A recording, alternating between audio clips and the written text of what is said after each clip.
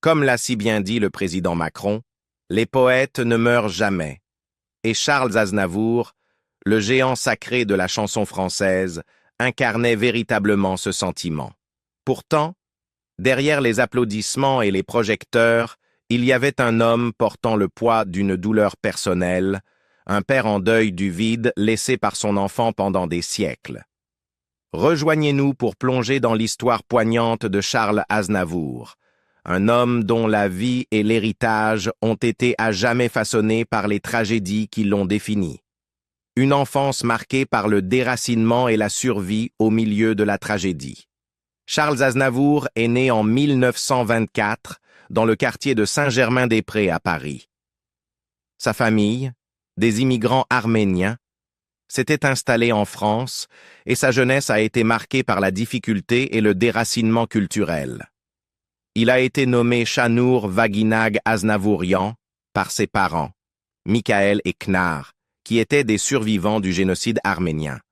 Son père, Misha, venait d'Akaltsikh, en Géorgie, tandis que sa mère, Knar, était originaire d'Adapazarı, en Turquie. Son unique sœur, Aïda, était née 1 an avant lui à Thessalonique, en Grèce. Les Aznavourians vivaient dans le quartier animé de la rue Monsieur-le-Prince à Paris et tenaient un modeste restaurant arménien rue de la Huchette, un lieu de rencontre pour les artistes et les musiciens jusqu'à l'arrivée de la dépression. Les origines familiales d'Aznavour étaient ancrées dans les traditions de l'hospitalité et de l'art, mais elles étaient aussi marquées par les conséquences tragiques du génocide arménien. Malgré les efforts de ses parents pour établir une nouvelle vie à Paris, les premières années d'Aznavour ont été façonnées par la douleur de leur passé. Le restaurant de la famille, autrefois un lieu de rassemblement vivant, a finalement été durement touché par la récession économique. Le père d'Aznavour, cependant, divertissait ses proches en affirmant qu'il était lié à la royauté, prétendant que son propre père avait été chef pour le tsar russe.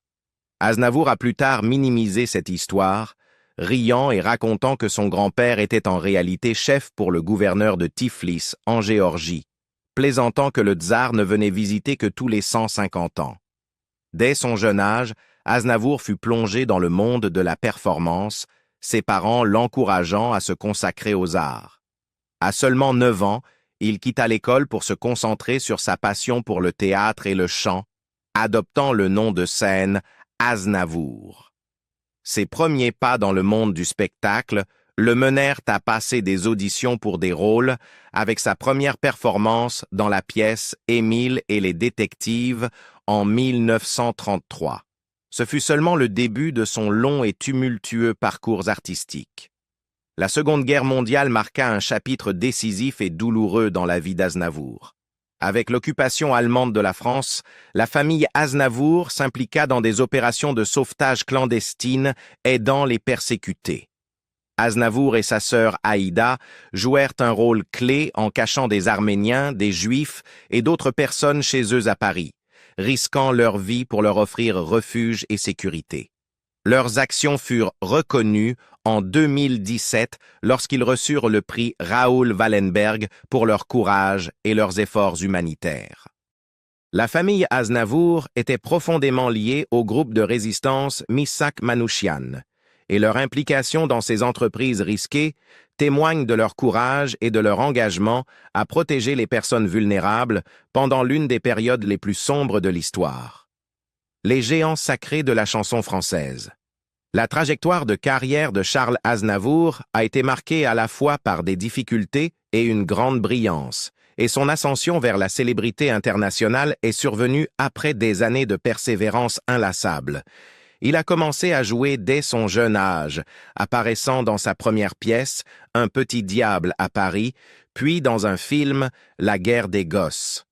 Cependant, sa véritable passion résidait dans la musique, ce qui l'a conduit à passer de la comédie au chant au début des années 440. Le véritable tournant d'Aznavour est survenu en 441 lorsqu'il s'associa avec Pierre Roche, un jeune compositeur. Ensemble, ils se produisirent dans des cabarets parisiens, Aznavour écrivant des chansons et commençant à se faire un nom. Malgré son travail dans la scène musicale parisienne et ses rencontres avec des figures légendaires comme Édith Piaf et Charles Trenet. Sa carrière peinait à décoller à la fin des années 1940. C'est grâce à ses collaborations, notamment l'écriture de chansons pour Piaf, qu'il commença à se faire connaître. Il adapta notamment Jézébel pour Piaf, un moment clé qui démontra ses talents de compositeur et d'auteur de chansons, mais son désir d'une plus grande célébrité restait encore hors de portée. Dans les années 1950, la carrière d'Aznavour commença à prendre de l'ampleur. Sa voix distinctive, ses paroles poignantes et son interprétation émotionnelle résonnaient auprès du public tant en France qu'à l'international. Ne se contentant plus d'écrire pour d'autres artistes, Aznavour commença à s'imposer comme un artiste solo. Les années 1950 virent sa popularité internationale croître, et à l'arrivée des années 1960, il était reconnu dans le monde entier, ayant chanté dans des villes majeures telles que New York, Moscou et Buenos Aires. Les années 1960 virent Aznavour se produire dans des lieux prestigieux, dont sa prestation emblématique à l'Olympia en 1965, où il chanta La Bohème. Sa capacité à transmettre une émotion profonde à travers ses chansons et à se connecter avec le public mondial fit de lui une star. Les collaborations d'Aznavour prospérèrent également durant cette période, avec des stars comme Johnny Hallyday, Paul Anka et Elton John. En 1972, son album « Idiote, je t'aime » fut publié, contenant la chanson révolutionnaire, comme ils disent, qui abordait le thème de l'homosexualité, un sujet encore tabou à l'époque. Cela marqua Aznavour comme un artiste prêt à repousser les frontières sociétales. Cependant, la carrière d'Aznavour ne se résumait pas à la musique. En 1960, il se lança également dans le cinéma, prenant un rôle principal dans Tiré sur le pianiste de François Truffaut. Sa carrière d'acteur ajouta une autre dimension à son talent déjà polyvalent. Tout au long de sa vie, il continua à jouer et à écrire, enregistrant plus de 91 albums studio et plus de 1000 chansons, dont beaucoup sont devenus des classiques intemporels. Ses collaborations avec des artistes renommés comme Frank Sinatra, Andrea Bocelli et Ray Charles consolidèrent encore sa place parmi les plus grands. En 1974, Aznavour connut une percée majeure au Royaume-Uni, où sa chanson « She » domina le UK Singles Chart pendant 4 semaines, renforçant son statut d'icône musicale mondiale. Ses chansons furent chantées dans plusieurs langues, dont le français, l'anglais, l'italien, l'espagnol, l'allemand et même l'arménien, témoignant de son attrait mondial. Son succès de 1974, « The Old-Fashioned Way », resta dans les charts du Royaume-Uni pendant 15 semaines, reflétant sa popularité constante. Au fil des ans, des artistes tels que Céline Dion, Marc Almond et Liza Minnelli interprétèrent ses chansons, témoignant ainsi de l'influence durable d'Aznavour. Malgré son succès, Aznavour n'a jamais été satisfait de se contenter de la célébrité. Il était un défenseur engagé de son patrimoine arménien, consacrant une partie de sa vie à soutenir son pays d'origine. Ses efforts furent reconnus lorsqu'il fut nommé ambassadeur permanent de l'Arménie par l'UNESCO. Les liens personnels et professionnels d'Aznavour avec l'Arménie sont restés forts tout au long de sa vie, et ses liens émotionnels avec le pays se sont intensifiés après le tremblement de terre en Arménie de 1988.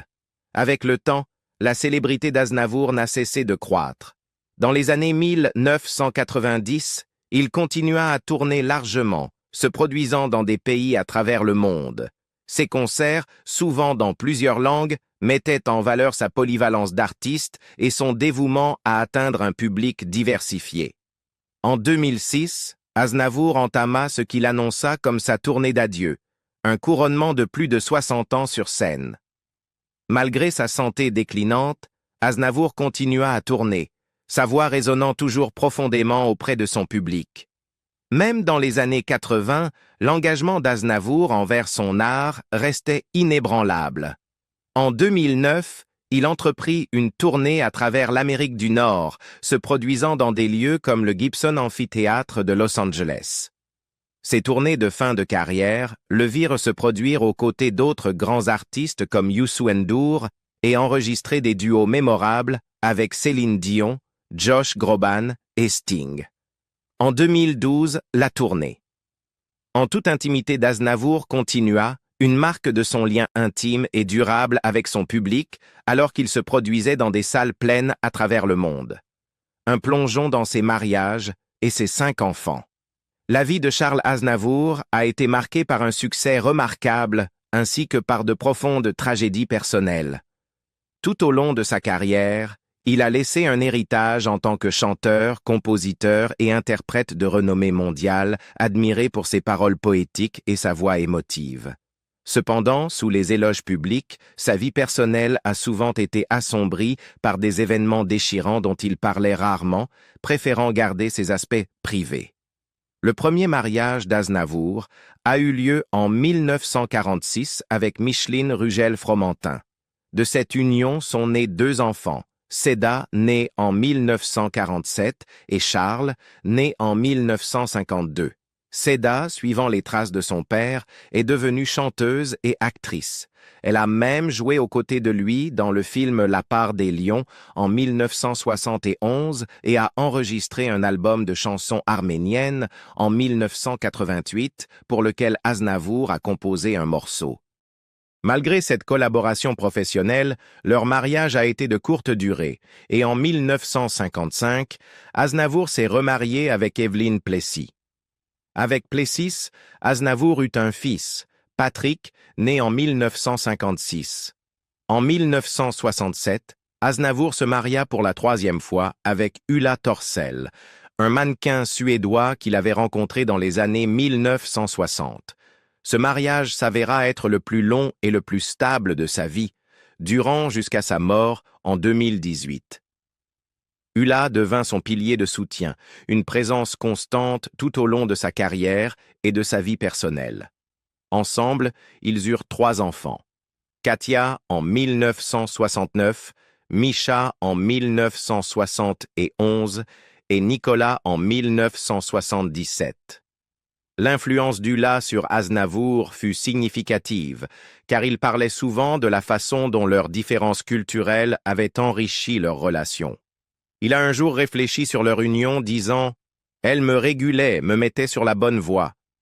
Il la décrivait comme quelqu'un qui lui avait appris la valeur de la tolérance, bien qu'il admît qu'il lui était difficile de changer sa propre nature.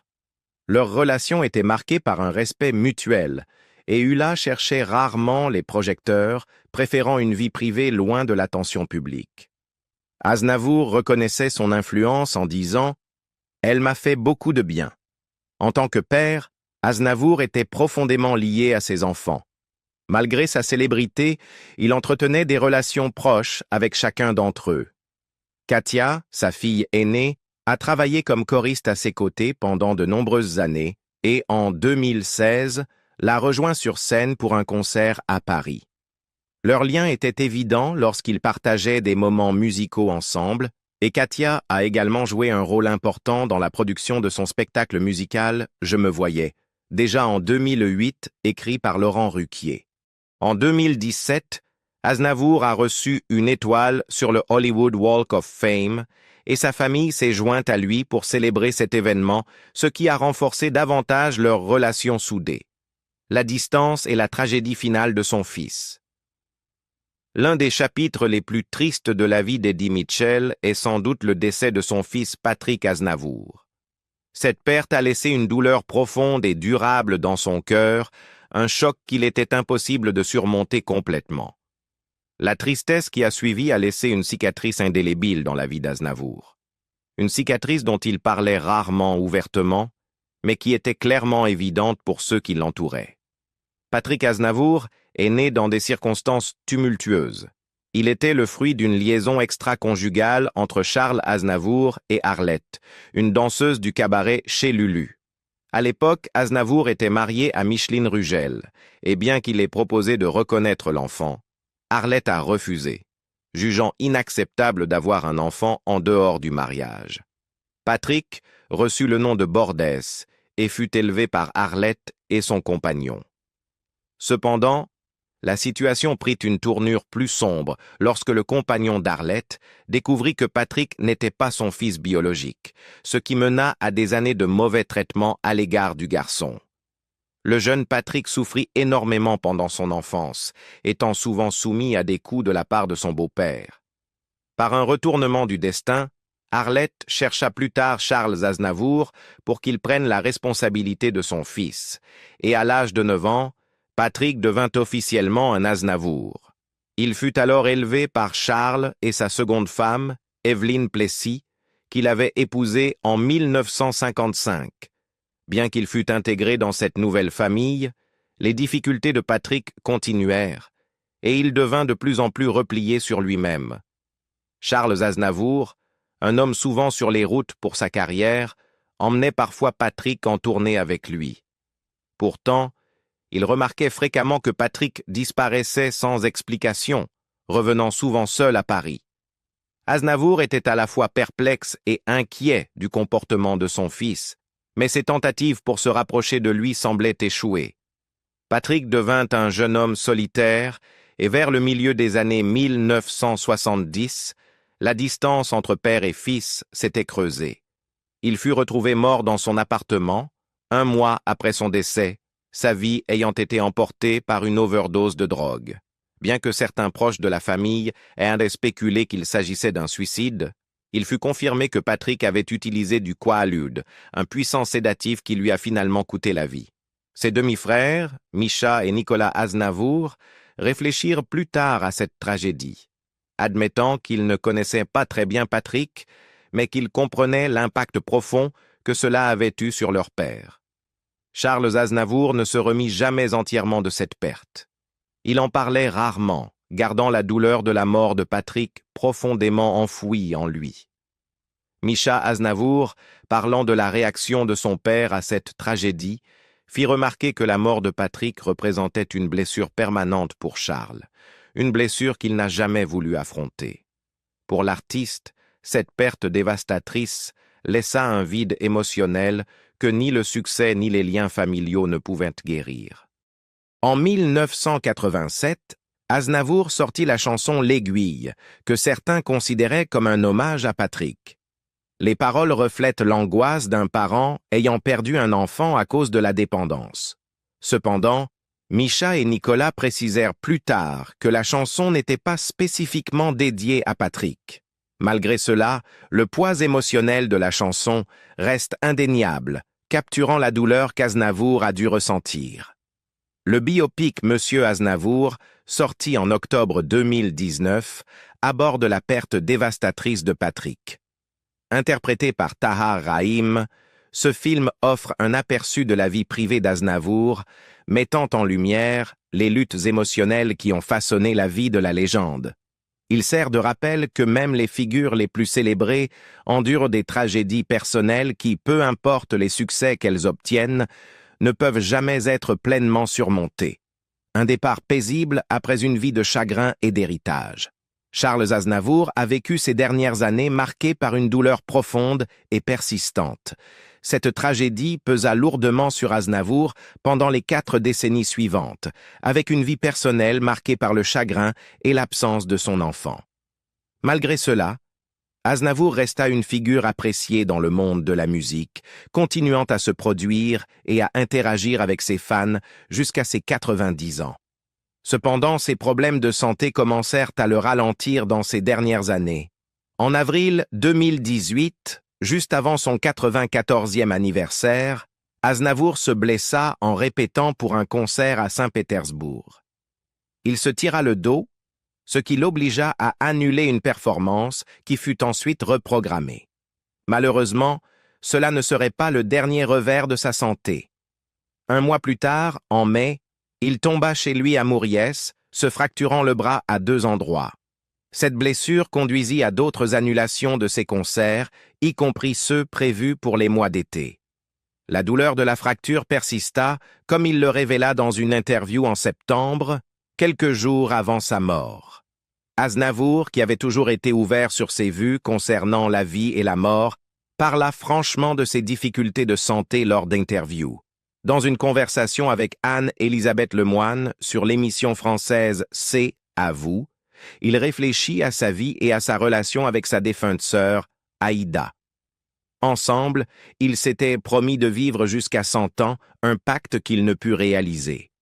Malgré sa fragilité, Aznavour conserva une attitude positive et rassurante, déclarant « J'ai ce qu'il faut pour m'occuper de moi ». Son optimisme contrastait vivement avec la réalité sous-jacente de son état de santé déclinant. Le 1er octobre 2018, Charles Aznavour est décédé à l'âge de 94 ans. Il a été retrouvé dans la baignoire de sa maison à Mouriès, l'autopsie officielle révélant qu'il était mort d'un arrêt cardio-respiratoire, compliqué par un œdème pulmonaire aigu. Les circonstances de sa mort étaient claires. Il ne s'agissait pas de noyade, mais bien de la progression naturelle de son déclin de santé. La nouvelle de sa mort fit l'effet d'une onde de choc dans le monde de la musique et parmi ses fans du monde entier, avec des hommages venant de tous horizons. Les obsèques d'Aznavour ont eu lieu le 5 octobre 1918 aux Invalides à Paris. La cérémonie fut un moment solennel, reflétant à la fois son importance pour la France et son héritage arménien. Le président français Emmanuel Macron prononça un discours émouvant, qualifiant Aznavour d'un des visages les plus importants de la France et décrivant ses paroles comme une source de réconfort et de consolation pour des millions de personnes. La cérémonie a été marquée par la présence de nombreuses personnalités, dont les anciens présidents français Nicolas Sarkozy et François Hollande, ainsi que le président arménien Armen Sarkissian et le premier ministre Nicole Pachinian. Les funérailles d'Aznavour n'étaient non pas seulement un hommage de la France, mais aussi un moment de deuil pour la communauté arménienne, à laquelle il était resté profondément lié. Dans les jours qui suivirent sa mort, une messe de requiem fut célébrée à la cathédrale arménienne Saint-Jean-Baptiste à Paris. Cet hommage était particulièrement significatif, car c'est dans cette église qu'Aznavour avait été baptisé et marié. Le dernier lieu de repos de Charles Aznavour se trouve à Montfort-l'Amaury, une ville pittoresque des Yvelines, non loin de Paris. Bien qu'Aznavour ait vécu à Galluise dans les années 1960, il avait un lien spécial avec Montfort-l'Amaury, visitant fréquemment la région et appréciant son charme. Il avait même accueilli le légendaire Johnny Hallyday pendant 2 ans chez lui. Cette connexion avec la ville a peut-être influencé sa décision d'acheter une parcelle au cimetière local pour son dernier repos. La tombe d'Aznavour est une simple mais digne crypte familiale située à l'extrémité du cimetière, un endroit serein et paisible qui est régulièrement visité par des fans du monde entier. Depuis sa mort, le cimetière est devenu un lieu de pèlerinage pour ses admirateurs qui laissent des fleurs, des bougies et des messages sincères sur sa tombe. Le cimetière lui-même, datant du XVIe siècle, offre un cadre tranquille, avec ses galeries couvertes et son architecture charmante. Les visiteurs de Montfort-l'Amaury réfléchissent souvent au fait que c'est là que repose un homme dont la voix et les chansons ont apporté du réconfort à des générations d'auditeurs. La vie d'une célébrité n'est jamais facile, car équilibrer une carrière avec la vie de famille est souvent un défi. Charles Aznavour, malgré son immense talent, a affronté de profondes pertes personnelles et des tragédies qui ont marqué son parcours. Sa musique, cependant, a touché le cœur du monde entier. Y a-t-il une chanson d'Aznavour qui fait partie de vos souvenirs d'enfance? Partagez vos pensées dans les commentaires ci-dessous. Et n'oubliez pas de liker et de vous abonner pour plus de vidéos.